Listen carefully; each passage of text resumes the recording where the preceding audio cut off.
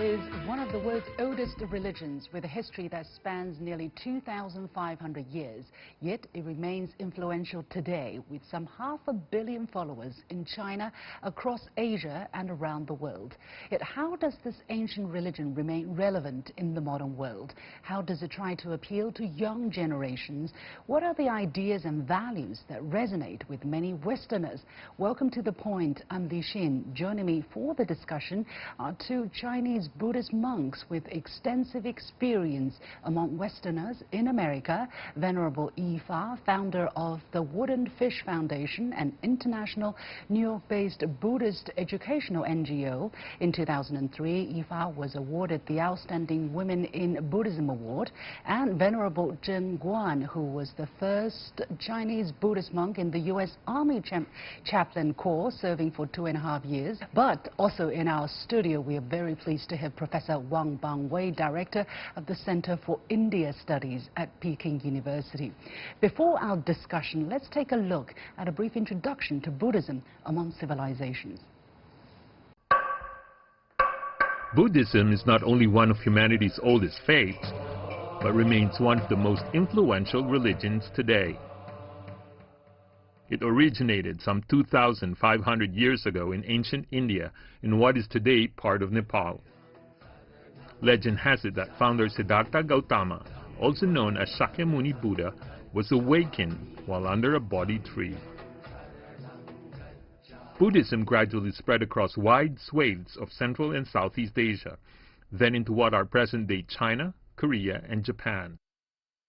Buddhism is currently the world's fourth largest religion, with more than 500 million followers, roughly equal to 7% of the global population. Buddhism also branched out during its long history. The two main Buddhist sects today are Theravada Buddhism and Mahayana Buddhism. Theravada is widespread in Sri Lanka and Southeast Asia, while Mahayana is found throughout East Asia. In ancient China, it is generally believed that Buddhism arrived in 67 AD during the Han Dynasty, as it spread across from northwest Xinjiang to central China. It soon became one of the most important religions among Chinese, and those roots burrowed deep. Today, in fact, China is home to the world's largest community of Buddhists, estimated at some 200 million. Its past influence on the Chinese is easily visible, preserved through a vast number of ancient temples, paintings, and sculptures. Beyond China, Buddhism has played a central role in the spiritual, cultural, and social life across much of Asia. Today, its influence is even growing in the West as more people are drawn to its main teachings, such as how to overcome suffering, the cycle of death and rebirth, and virtues like wisdom, kindness, patience, generosity, and compassion. I want to remind our viewers that the reason why we're doing this discussion is in preparation for a major conference, the first ever conference on dialogue of Asian civilizations, and that's why we're talking about this very important subject. Let me first go to our guests in the United States, and I would like to start with the Venerable Yifa. It seems to be a very interesting journey or story of your serendipity, let's say, with Buddhism. Could you explain very briefly, how did you start to learn about Buddhism and then became a Buddhist monk? Yes, thank you. I was born in Taiwan, China, and my ambition is to become a politician, so that's why I went to the best university in Taiwan, National Taiwan University, a law school. However, when I was a teenager, I always kind of questioning what is the meaning of life. And when I was the first year in the law school, kind of accidentally, I went to a mountain, Buddha's Light Mountain, and I started to do meditation and learn about Buddhist philosophy and value. And during that time, it was 1979, and I just decided I should become a nun instead of to be a lawyer. So at that time, that was 40 years ago, so I shaved my head and I joined the monastery. Wow, what a story, and 40-year-long journey so far. I really look forward to hearing more of your story. But let me go to the Venerable Zhen Guan there. What is your connection with Buddhism? How did it start? Was it a family? Did you have a similar enlightenment moment? Thank you so much. For me, it's quite a very simple and natural. First, my parents are Buddhist, and they used to send me to the temples when I finished my school during the summers. And that's the starting point for me to contact Buddhism. Okay, so you can only so that story started with a family tradition. Let me go to Professor Wang here in the studio. Right. So just now we heard two cases already of how people got involved or how people became followers of Buddhism. Are these the only way that Buddhism gets spread and joined by more followers? I think the Buddhism, after he arrived in China, you see, he spread first among those Buddhist believers. Then from these believers, and more people know Buddhism, and particularly those intellectuals in those days, the officers, even the emperors, and some high-ranking officers, actors. They accepted the Buddhist idea, and so the Buddhism, after they arrived at the beginning of the common era in China, and it gradually became one part of the Chinese culture, and played an important role in the Chinese culture life. Exactly. What is so special about the Buddhist doctrine that made it so popular and still vibrant after so many years? We know the Buddhism started from India. The Shakyamuni established Buddhism, and then after he established Buddhism, and Buddhism spread from India to other parts of Asia. And to China, it's important to, you see, he provided some new intellectual sources for Chinese people for some belief. Before Buddhism arrived in China, we do not have religion in real sense. And Buddhism provided some new, very, I think, valuable ideas to the Chinese people to know the meaning of their life and the knowledge of the whole world. And even together with this, the knowledge of the new languages and the culture, rituals. Yeah. The Venerable Yifa in the United States, let me ask you this question following to what Professor Wang has just said. After 40 years being a nun, what has Buddhist doctrine done to you, taught you? How has it changed your life, for instance, in your understanding of the origin of life, of the meaning of life, of the cycle of birth, growth, maybe sickness, decline, and then death? Yes. I think the teaching of impermanence, even though some people may think it's a kind of a pessimistic, but indeed it's neither pessimistic or optimistic. It's realistic. Everything is changed. This is a good lesson because humans' suffering mostly come from kind of delusion, looking for eternity, and then attachment for something, we cling to it. But the Buddhist teaching, the first teaching is, the suffering.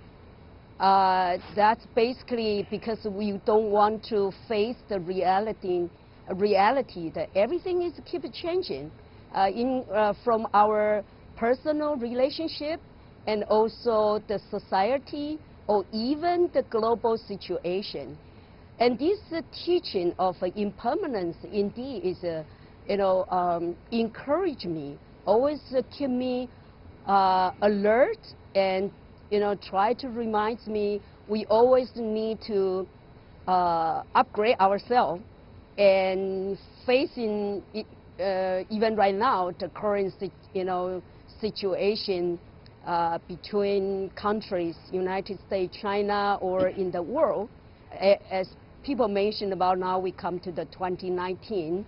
The world has been, rapidly changed so much. And this is what Buddhists are teaching. This is the reality. And we just need to have the right attitude to face it. And secondly, I think it's very helpful. It's about, it's a teaching of interdependence, interconnectedness. If you look at the global society, we are really interrelated.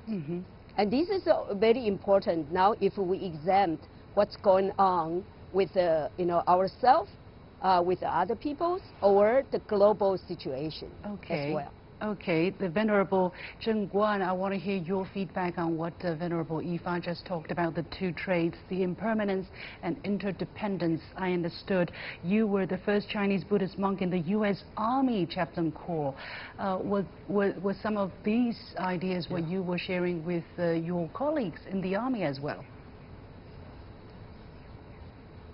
Well, I'm very touched by Venerable Yifa has been talk about the suffering of the humans and impermanent as well. But I would like to give 2 cents of my understanding of the suffering of humans.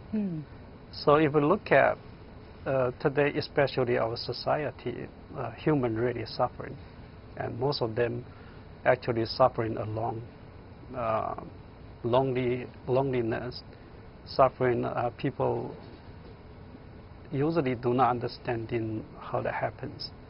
But Buddhist teachings kind of, to me, shining lights on this kind of suffering and providing, individual a way to look at it and also to find a way out of it. When you ask what have been learned from this, especially working as a chaplain, I think I learned a lot from the suffering as an individual, and also I think the teaching of Buddhism is a way, especially the compassion and wisdom, is a way to solve human sufferings. So you mentioned the way to look at the sufferings and the way out of the sufferings, indeed very pertinent topics, and wisdom and I do not know, I understand these, but I do not know to soldiers, for instance, who have to face life and death, who have to kill, who have to survive, who have to, compete against an enemy or, fight against an enemy. How do you put a balance between this kind of bearing with sufferings and understanding sufferings, but on the other hand, you also have to win? That's a question probably we cannot answer at this time, or even as a human, we cannot solve that kind of problem. But the thing is, as a humans, we can look at how they've been suffering and what we can do to, minimum their suffering and give to shine some light on the life, especially human dignities. Even they are soldiers, but they're also human. That's what I understand. Professor Wang, let me get back to the studio again. These very important things we have been talking about, impertinence, interdependence, and the correct way to look at life, the sufferings in life, and try to find a way out of it. How relevant, do you agree with what they have been saying, first of all, and how relevant are the pursuit of these answers important to us in today's world? I agree with two masters. You see, the suffering and sorrow in life. Actually, that's a problem we meet, we come across, not every day, but quite often. So the Buddhism actually is provide to some extent a good way to I call it some psychological remedy to people. How can people do then? What do people have to do? You say providing some kind of psychological remedy. Do I have to burn incense from now and then? Do I go into the temple and pray, but then carry on my life in general? Or do I have to change a different mentality and understanding that the world is not perfect, that I have to adapt and try to improve? What is this psychological remedy really in concrete terms? It's part of it. Actually, if you go to the Buddhist temple, the burning sense, or you worship, that's only part of your beliefs. But more you have to do. Those Buddhist believers they have to learn more the theory advocated by Shakyamuni. Provide some way to let you find some standing point for your life. So you have to learn from the Buddhist scriptures. You yes, have to yes. really put your heart to Yes, it. Otherwise, yes. you're not able to become more Zen. Yeah, including some meditation. That's just one method to be the Buddhism. The basic idea of the Buddhism is to be enlightened. The Buddha, that means being enlightened. There's a people. You have to understand what is happening around your life and in this world. What in a correct way. That is the value of the Buddhism provided to us. Let's take a look at some of the young people's lifestyle and the way how they look at Buddhism. In China, we have this phenomenon that has been tabbed, that has been called Buddhist youth, let's say in China. They seem to have declared their allegiance to the art of being average, to embrace laissez-faire approach to life. Let's take a look at this small video clip and to understand that phenomenon a little bit better. My cameraman, Youze. This is his default mode, 100% unstaged. And if you ask him a question, like what he wants to eat, usually he'll say, it doesn't matter. Anything, whatever, either's fine. For many of China's millennials, these have become one-size-fits-all answers for almost all of life's problems. But older folks say this also means a lack of desire or ambition. The term used is 佛系, roughly translating to Buddha style. It characterizes young people's almost Zen-like approach toward life and work. One typical symptom, according to disapproving elders, is detachment, a calm acceptance that almost reaches the point of apathy. The accused have shrugged off the scorn. It's more like a calm and casual lifestyle. Millennials Mu Wenxi and Bangwei, both university teachers, both proud, self-proclaimed quasi-Buddhists. I think the generation gap happens because unlike our parents, we have more choices. We don't have to force ourselves to do something, making money for a living. A lot of parents want their children to be more like competitive or something. But I think for our generation, it's more like we are clear about our goals and our interests, so we can, deduct our unnecessary needs. Youngsters of every generation have defied criticism from their elders. Back to my cameraman Youze. I found him practicing for an upcoming drone license test. I asked if he cares about the result. This time he does. He's determined to get it. Desire, ambition, needs. I guess it's all relative. Well, very thought-provoking piece indeed. Let me go to our guest, the Venerable Yifa, for her reaction. Normally, we want to have more people who are calm, who know what they want, who pursue their path, and basically more people to understand or to follow the Buddhist doctrine. And yet, when so many young people are calling themselves Buddha styles or Buddhist youth, it seems to have a slightly negative connotation. How do you look at that? I think there are many misconceptions about Buddhism, and this is one of them. These are for Xi, or we tend to be maybe more like a new age, Buddhist youth or Buddhist young people. Indeed, in Buddhism, we do have the virtue or practice called diligence. And many people think of desire, say, well, a Buddhist has no desire. That's wrong. In the scripture, indeed, it indicated that you need to have a good desire, the desire for the good things. So I think this phenomena is come from, after World War II, the end of the World War II, 75 years, the whole world basically have a very peaceful, the society, except some, regional still have, like a battle. And also about the development of materials life. So, yes, now the young people has more choice and material life, easier life in material, but it's still somehow kind of empty in their mind. So I always tell the young people, I said, I don't think that they tend to think, okay, I'll take a light of money. I detach from the money. And I always teasing them. I say, you don't have money to detach from. I think that you should make the money and to help other people and do charity.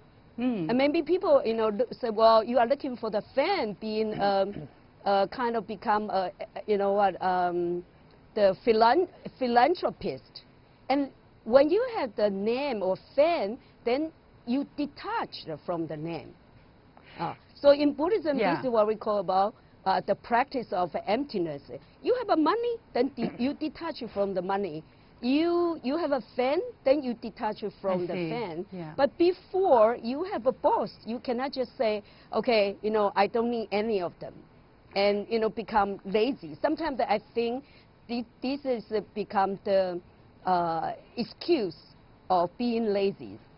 All right. Venerable Zhen Guan, what's your understanding? Do you think it is also a kind of a misperception? Because it's also very new for me, because I sometimes go to temples. I'm not a Buddhist follower, but I like to visit temples to look at the ancient architecture and just to think and pause for a little bit. But whenever I go, almost I see the messages teaching people not to have desire. And that seems to have been what these young people have been thinking, I don't want money, I don't want fame, I just want to be calm, and, I don't want to be bothered, because if I don't have desires, I won't be disappointed. Is that a misconception then, Venerable Zhen Guan? Well, I think what I heard is that that's a lot of stress, and young people, when they say I don't have desire, I don't detach to, that sounds to me like there's something wrong. At least in their life, there's something going on there. They want to actually get away or something that make their life stress out. And 4C, to me, like Venerable Yifa has mentioned about, it's kind of negative attitude. In Buddhism, we're teaching you have to face whatever happened in your life, and take it, look at it, examine it, and then let it go. That's what we call the panyan or wisdom. So for 4C, for this generation, either caused by whatever it is, such as consumptionism or materialism, but the main point is the human's mind. What has happened in their mind, and what makes them feel I don't want this, or I want to get rid of this, or either create an escaping space for themselves to feel safe or comfort. But again, like Venerable Yifa has mentioned about, this is actually it's not a correct way. It's at least I'm not saying it's wrong, but at least it's a negative attitude, and it's not coping with what Buddhists have been teaching. Sure. Venerable Yifa, then given that reality that it's not just one person, it's actually almost a generational phenomenon, how do you talk to the youth then? How can you communicate them so that they get the best qualities of Buddhism in their life, in their mind, so that they can cope and improve the society? Are you asking whom? Yes, Venerable Yifa. You asked me? Yes. Yes. I think that, you know, the common term in Buddhism called bodhisattva. The bodhisattva, it means someone vow to help other people to be enlightened. And also, he himself or herself also on the path of, you know, kind of strive to the enlightenment. So without effort, you know, you cannot reach the goal. So I have to, you know, teach the young people, for example, impermanence, that means, you know, everything, it's no good anymore. If you're in bad situation, then you need, for example, you don't have money or you are in poor health, then you have to change because it's impermanent. So you can change, become better situation. And also when we talk about emptiness, it doesn't mean nothingness. It's more like, you know, because like it's an empty room, because it's empty, it's not fixed.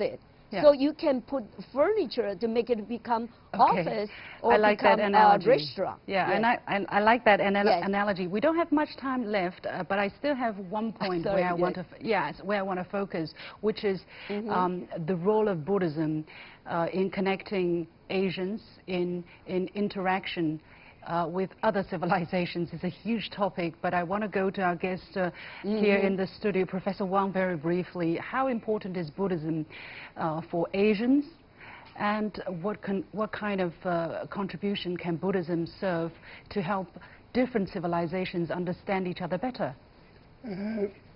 According to the historical examples, we can find that Buddhism as a peaceful religion, and with the ideal of peace and compassion and equality, equalism, and you see to cultivate personally and do good things for the whole society. It brings a good message to all parts of Asia, and he's actually played an important role as a media to transmit the culture ideals and to let the people in Asia, even in the world, to live together peacefully. And I think that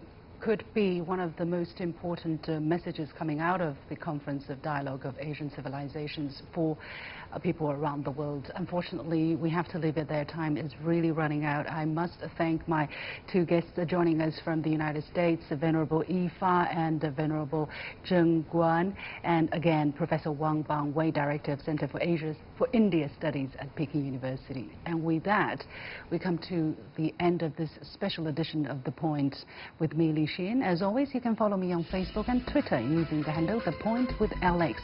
Download the application called CGTN to watch the show on your mobile devices, or go to YouTube and look for CGTN The Point. Thanks for watching. You've got The Point.